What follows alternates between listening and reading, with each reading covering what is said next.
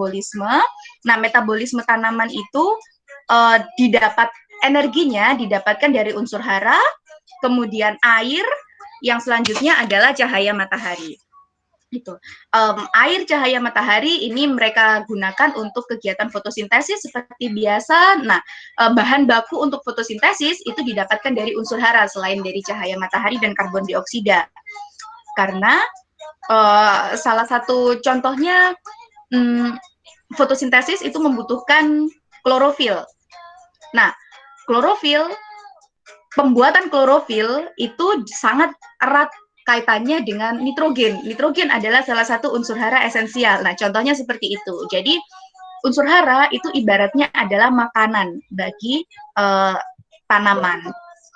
Kemudian, metabolisme ini yang efektif dan efisien itu akan menentukan produksi tanaman. Nah, apa saja unsur hara? Unsur hara ini, nah, unsur hara kita bagi menjadi dua, yaitu unsur hara esensial dan unsur hara fungsional. Unsur hara esensial itu adalah unsur hara yang dibutuhkan oleh tanaman. Kalau unsur hara fungsional itu unsur hara yang berfungsi dalam tanaman walaupun peranannya tidak jelas. Jadi macam kalau misalnya saya ibaratkan ke manusia, unsur hara esensial itu adalah 4 sehat 5 sempurna. Nasi, lauk pauk, kemudian buah, sayur gitu. Jadi kita memang harus makan itu. Tanaman harus makan itu. Kalau nggak makan mereka itu, nggak makan si unsur hara esensial itu, tanaman akan mengalami gangguan metabolisme. Kayak misalnya kalau manusia nggak makan sayur, vitaminnya akan kurang di dalam tubuh, jadinya gampang sakit dan lain sebagainya. Nah, yang selanjutnya adalah unsur hara fungsional. Kalau unsur hara fungsional itu adalah unsur yang berfungsi dalam tanaman walaupun peranannya tidak jelas. Jadi kalau misalnya saya ibaratkan, kalau ke manusia itu mungkin chat time. Jadi kalau misalnya kalian dikasih chat time, seneng kan? Tapi kalau misalnya nggak ada chat time, yang penting ada nasi, lauk pauk, nggak masalah, kan gitu. Nah, unsur hara fungsional itu juga seperti itu.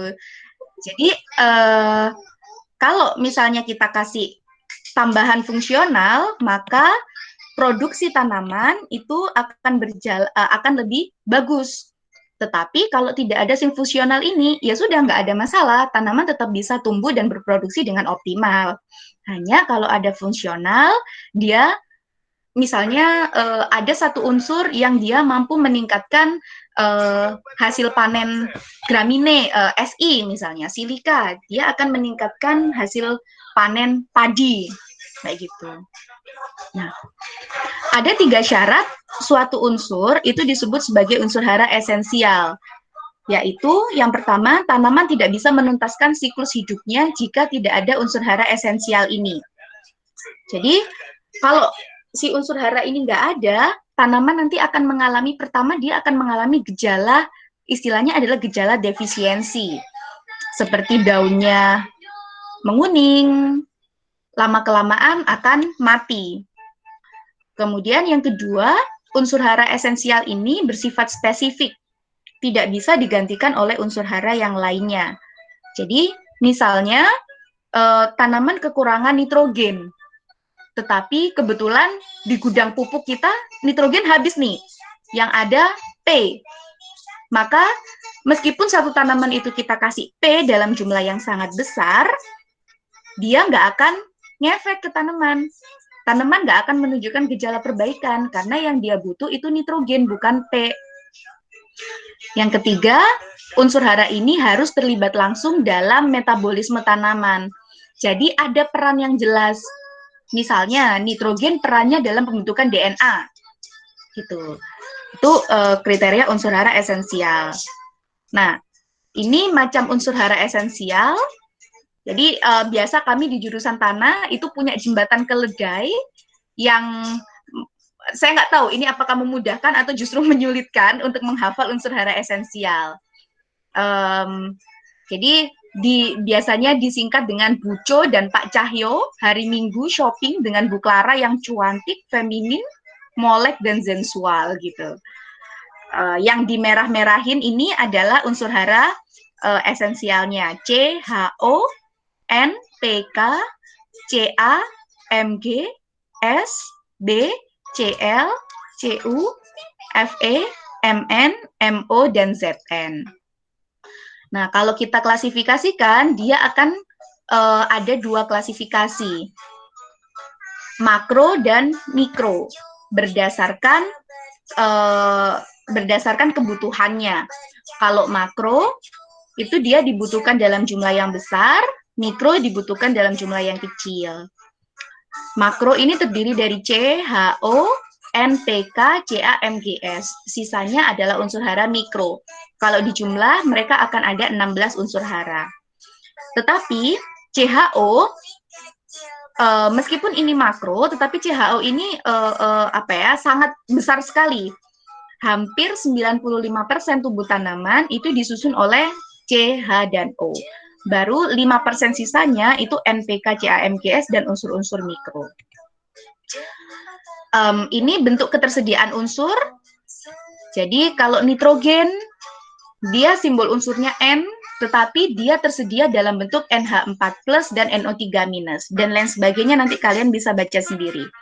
Oleh sebab itu, meskipun nitrogen ini jumlahnya kelimpahan di alam itu sangat besar sekali, tetapi orang masih kasih pupuk N, masih kasih pupuk P, masih kasih pupuk K, dan lain sebagainya, karena di alam itu bentuk tersedianya yang sedikit. Masalah yang sering terjadi di unsur hara itu bukan masalah jumlah yang absolut, tetapi jumlah tersedianya. Bisa jadi di tanah itu jumlahnya ada, cuman dia nggak tersedia, gitu. Nah, ini adalah peran unsur hara dalam tanaman. Ini nanti yang kalian bisa search sendiri, karena banyak sekali yang sudah membahas ini. Oke, nah, yang selanjutnya adalah bagaimana unsur hara itu bisa tersedia di dalam tanah. Jadi, unsur hara hanya bisa tersedia, bisa diserap oleh tanaman, maksud saya, hanya jika dia berada di larutan tanah. Kalau unsur hara itu masih ada di bahan organik, masih diikat oleh agregat tanah, kalau kalian belajar di fisika, itu ada namanya agregat tanah, unsur tersebut itu tidak bisa diserap oleh tanaman, meskipun dia ada sebetulnya si haranya. Kemudian yang terakhir adalah kalau unsur itu berada di jerapan agregat. Jadi jerapan agregat itu adalah ini nanti kita akan bahas di materi KTK. Agregat tanah itu mempunyai muatan negatif di sepanjang permukaannya. Muatan negatif inilah yang akan ditempelin oleh unsur-unsur hara. Nah, unsur hara yang menempel di muatan negatif ini itu juga tidak bisa diserap oleh tanaman, gitu. Jadi harus unsur hara yang berada di larutan tanah yang bisa diserap oleh tanaman. Bagaimana unsur hara itu bisa masuk ke dalam tubuh tanaman? Ada 3 cara. Yang pertama adalah intersepsi akar atau kontak akar. Mungkin kalau kalian baca buku, istilahnya ada yang mengistilahkan itu sebagai kontak akar. Kemudian aliran massa. Aliran massa itu dia diangkut bersama aliran air yang masuk ke dalam tubuh tanaman. Yang terakhir adalah difusi. Difusi ini adalah pergerakan ionnya dari konsentrasi tinggi ke konsentrasi yang rendah. Baik intersepsi akar, aliran massa, maupun difusi, mereka sama-sama menggunakan media larutan tanah untuk masuk ke dalam tubuh tanaman. Nah, ini juga yang perlu diperhatikan bahwa unsur hara itu menganut hukum minimum Liebig. Jadi ini ibaratkan hukum minimum Liebig itu ibaratkan tong. Ini misalnya partikel-partikel ini itu adalah unsur hara, meskipun dia tinggi sampai di sini, tetapi kalau ada satu saja yang rendah, air itu akan mengalir di bagian yang paling rendah. Nah, unsur hara ke pertumbuhan tanaman itu juga seperti itu. Jadi, kita tadi punya 16 unsur hara. 15 unsur hara dalam jumlah yang cukup. Tetapi ada satu unsur hara, nitrogen misalnya, dia jumlahnya kurang. Maka performa tanaman itu tidak akan bagus, meskipun 15 yang lainnya jumlahnya bercukupan. Performa tanaman akan mengikuti nitrogen yang paling rendah. Nah, ilustrasinya semacam ini. Jadi, ada NPK. Kalau misalnya P-nya kecil, pertumbuhan tanamannya rendah. P dan K-nya besar, N-nya kecil, pertumbuhan tanamannya juga nggak akan bagus. Tetapi kalau semuanya NPK berada pada jumlah yang kecukupan, tanaman akan tumbuh dengan bagus. Oke. Mungkin sementara ini dulu, coba barangkali ada yang mau didiskusikan dulu sampai di unsur hara ini. Ini kalian mikrofonnya pada mati semua ya. Coba mikrofonnya dinyalakan. Ya, Bu. Oke. Sampai di unsur hara ini ada yang mau didiskusikan dulu? Ibu, saya mau tanya. Kan tadi ada unsur hara esensial sama fungsional. Kalau unsur hara fungsional spesifik atau enggak ya? Unsur hara fungsional kenapa? Spesifik apa enggak? Iya. Spesifik. Fungsinya spesifik. juga. Kalau unsur hara fungsional fungsinya nggak spesifik ke tanaman. Jadi bahkan unsur hara fungsional ini fungsinya itu belum diketahui dengan jelas. Jadi misalnya contohnya Fi yang unsur yang sering digunakan sebagai unsur pendamping di pupuk itu silika Si. Kalau pupuk itu mengandung Si, tanaman akan tumbuh dengan baik. Khususnya tanaman padi. Pengisian bulirnya itu akan lebih meningkat. Bulirnya akan lebih bernas. Tapi gizi Si itu fungsinya apa di pengisian bulir itu belum diketahui dengan jelas. Gitu. Nah, fungsional dan esensial bedanya seperti itu. Oh iya. Terima kasih, Bu. Oke. Yang lain? Bu, saya ingin bertanya. Tadi Bu, yang di unsur hara esensial Ibu kan tadi kasih contoh kalau di tanah itu ada jumlahnya tapi tidak tersedia, itu maksudnya gimana Bu? Oke. Tadi kan ada slide tadi kalian bisa ngikutin semua ya? Ya. Oke. Nah, tadi itu kan ada unsur hara, kemudian di sampingnya ada unsur hara tersedia. Jadi unsur hara itu hanya bisa tersedia. Tersedia itu artinya bisa diserap sama tanaman. Ada dua syaratnya. Yang pertama, dia harus ada di larutan tanah. Yang kedua, dia berada dalam bentuk ion. Dalam bentuk ion itu artinya ada muatan di atasnya ya. Jadi kayak misalnya K+, NH4+, NO3-, kayak gitu. Nah, kadangkala di tanah, atau jangan di tanah deh, di atmosfer yang kalian sudah sangat kenal, nitrogen. Nitrogen di atmosfer itu bentuknya adalah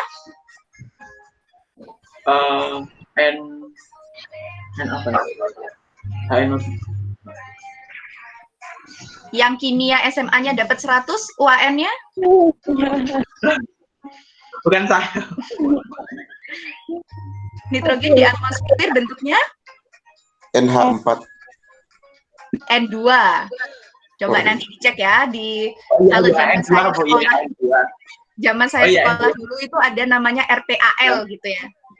Mungkin kalian sudah nggak dapat itu ya, RPAL, RPUL gitu. Jadi N di udara di atmosfer itu bentuknya adalah N2. Nah, Kalau saya nggak salah ingat, N2 di atmosfer itu sekitar 80%. Tapi kalian praktikum dasar budidaya tanaman? Ada materi itu, kuliah itu? Dapat? Belum. DBT nggak dapat? Oh, nggak dapat. Atau mungkin kalian pernah tahu petani atau siapa gitu yang melakukan pemupukan? Pupuk yang selalu diberikan oleh petani itu pupuk apa? NPK. NPK. Berarti di situ ada N-nya kan? Padahal di atmosfer N itu jumlahnya 80%. Kenapa kita masih kasih pupuk N? Karena N di atmosfer itu tidak bisa diserap oleh tanaman. Karena dia bentuknya N2. Sementara yang bisa diserap sama tanaman itu bentuknya NH4+ dan NO3-. Gitu. Begitu juga dengan unsur-unsur yang lain. Di dalam tanah, P misalnya. P itu diserap dalam bentuk HPO4 2- dan H2PO4 2- dan HPO4 4-. Nah, kalau misalnya P di dalam tanah tidak ada dalam bentuk itu, jadi dia misalnya diikat oleh koloid, meskipun ada P di dalam tanah, cuman tanaman nggak bisa mengakses. Jadi absolutnya ada, jumlah absolutnya ada, tapi jumlah tersedianya nggak ada. Kayak gitu. Oke, clear? Tunggu ya. Berarti ketersediaan. Saya harus sama kakak-kakak. Ya? Berarti Bu, ketersediaan itu jumlah yang hanya bisa diserap oleh tanaman. Betul. Jumlah tersedia itu adalah jumlah yang bisa diserap oleh tanaman. Gitu. Nah, masalah unsur hara yang sering terjadi itu bukan jumlah absolut, jumlah total. Biasa kita bilang itu adalah jumlah total dan jumlah tersedia. Tetapi jumlah tersedianya saja. Maka kalau kita belajar, kalau misalnya kalian agroeko, teman-teman kalian yang agroeko di semester 5 itu mereka belajar namanya manajemen kesuburan tanah. Nah, yang dipelajarin itu adalah hara-hara yang tersedia. Bagaimana membuat unsur hara yang tadinya tidak tersedia itu menjadi tersedia, kayak gitu. Oke. Yang lain?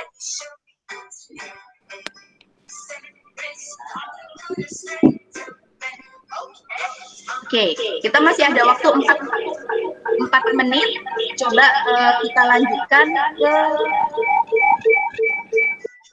Tunggu. Ada HP di dekat saya. Kita lanjutkan ke ketersediaan defisiensi unsur hara. Nah, jadi kalau tadi unsur hara itu tidak tersedia dalam jumlah yang cukup, maka yang akan terjadi adalah tanaman mengalami gejala defisiensi atau kekurangan unsur hara.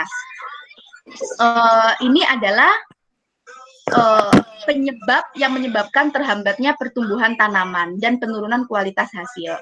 Kalau kemarin teman-teman sebelum UTS itu sudah belajar tentang sifat fisika tanah yang menyebabkan terhambatnya pertumbuhan, nah sekarang kimia yang menyebabkan terhambatnya pertumbuhan. Nah, ini gejala defisiensi. Jadi gejala defisiensi unsur hara itu kita bisa bagi menjadi 2, menyerangnya ya. Jadi menyerang di daun tua atau menyerang di daun muda. Ini ditentukan oleh seberapa mobilitas si unsur tersebut di dalam tanah. Di dalam tubuh tanaman. Kalau unsur itu mobilitasnya tinggi, maka gejala defisiensi akan muncul pada daun-daun yang tua. Daun-daun yang tua itu daun-daun yang bagian bawah. Karena si unsur hara itu akan mencari titik tumbuh yang membutuhkan. Tunas-tunas baru itu membutuhkan unsur hara lebih tinggi dibandingkan dengan tunas-tunas lama. Maka unsur hara yang mobilitasnya tinggi, dia akan memenuhi tunas-tunas baru terlebih dahulu. Akhirnya gejala defisiensinya muncul pada daun-daun yang tua. Sementara unsur hara yang mobilitasnya rendah di dalam tanaman, karena mobilitasnya rendah, maka dia akan memenuhi yang paling dekat dengan akar. Karena akar itu kan mulutnya tanaman. Maka gejala defisiensinya itu muncul pada daun-daun yang muda. Ini contoh gejala defisiensinya. Jadi kalau nitrogen itu daunnya menguning, kalau P itu daunnya keunguan, K itu daunnya seperti terbakar, jadi ada kecoklatan, dan lain sebagainya. Biasanya kalau kita ingin mempelajari defisiensi unsur, kita pilih tanaman-tanaman yang responsif terhadap unsur hara. Salah satu tanaman yang responsif terhadap unsur hara itu adalah jagung. Gitu. Nah, mengapa terjadi defisiensi? Tadi yang ditanyakan oleh siapa tadi, saya nggak perhatikan namanya. Mengapa terjadi defisiensi? Karena beberapa masalah ini. Yang pertama adalah jumlah absolut. Jumlah absolut itu adalah jumlah total dari unsur hara itu. Bisa jadi memang di tanah tersebut itu jumlah absolutnya memang nggak ada. Misalnya, tanahnya berasal dari bahan induk yang miskin. Kalian sudah belajar tentang mineral tanah. Jadi dia berasal dari mineral-mineral yang miskin hara. Misalnya dia berasal dari mineral kuarsa. Maka tanah yang terbentuk sudah pasti unsur haranya sedikit. Kemudian mungkin faktor pembentuk tanahnya itu tidak mendukung, sehingga proses pelapukan dari batuan mineral itu juga menjadi lambat. Kalau proses pelapukannya lambat, jumlah unsur hara tentu saja akan menjadi lebih sedikit. Tapi yang sering kali masalah keharaan itu justru terjadi pada ketersediaan hara. Ketersediaan hara ini dipengaruhi oleh pH, KTK ini adalah kapasitas tukar kation, fiksasi antara si unsur hara ini dengan fiksasi atau pengikatan antara unsur hara dengan unsur hara yang lainnya, atau antara unsur hara dengan koloid tanah, atau antara unsur hara dengan logam-logam berat. Yang terakhir adalah organisme tanah. Jadi organisme itu sangat penting sekali untuk proses penyediaan unsur hara. Atau yang terakhir, karena memang tanamannya itu yang bermasalah. Jadi tanamannya sakit. Kalau tanaman sakit, maka dia makannya juga sedikit.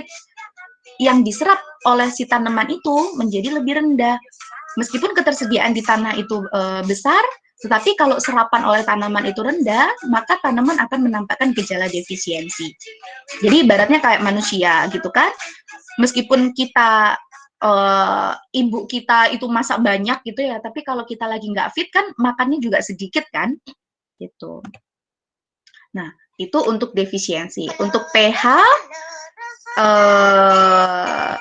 nanti ini di minggu depan saja.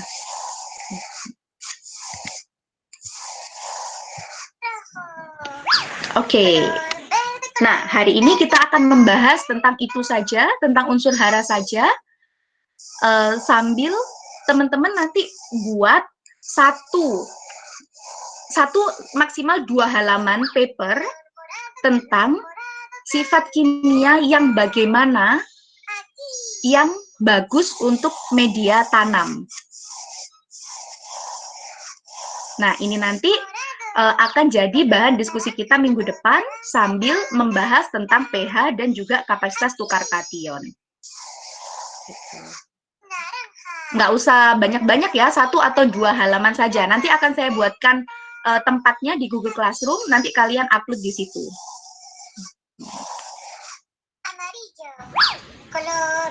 Oke, HP saya terkonek dengan Google Classroom, jadi kalau misalnya kalian nanti ada diskusi dan lain sebagainya, kita bisa komunikasi via Google Classroom. Tapi kalau kelas K kemarin itu minta membuat grup WhatsApp,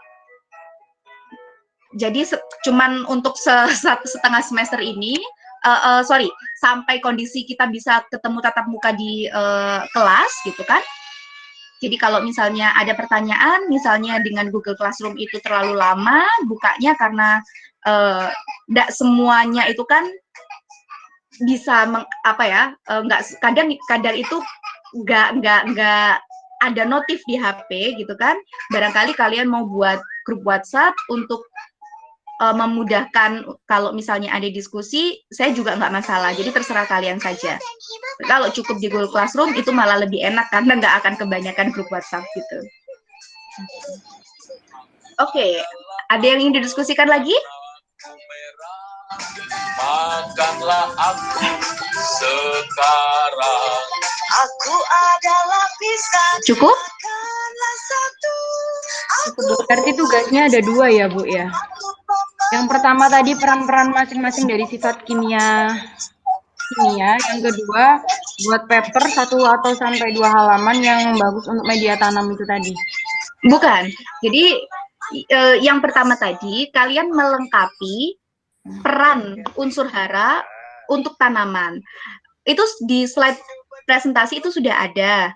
Hanya barangkali kalian ketika search itu dapat untuk melengkapi itu nggak masalah karena kalau misalnya di agroeko itu ada mata kuliah namanya fisiologi tanaman. Fisiologi tanaman itu membahas masing-masing unsur untuk kepentingan tanaman itu seperti apa. Tapi overall itu hampir sama seperti yang saya sampaikan di PowerPoint. Cuman lebih detail. Jadi kayak misalnya dia mempengaruhi DNA. Bagaimana nitrogen ini mempengaruhi DNA kayak gitu. Itu lebih detail. Itu nggak usah kalian kumpulkan. Yang dikumpulkan adalah bagaimana sifat kimia yang baik untuk media tumbuh tanaman kayak gitu. Dan ini dikumpulkan kapan, Bu? Untuk yang 1 sampai 2 halaman itu apa sebelum mata pelajaran ini lagi atau bagaimana? Kapan kalian bisanya? Hamin 1 sebelum ini aja, Bu. Hamin 1 sebelum pelajaran ini. Hamin 1 hari Senin depan ya. Ya.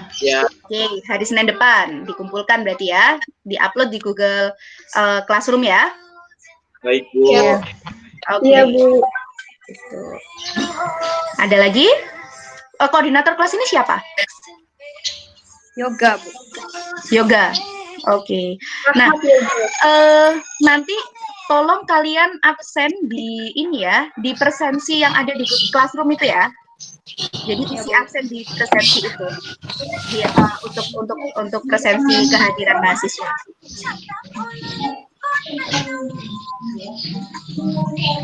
Oke, kalau begitu kita sudah bisa mengakhiri kuliah hari ini. Bu, Ya.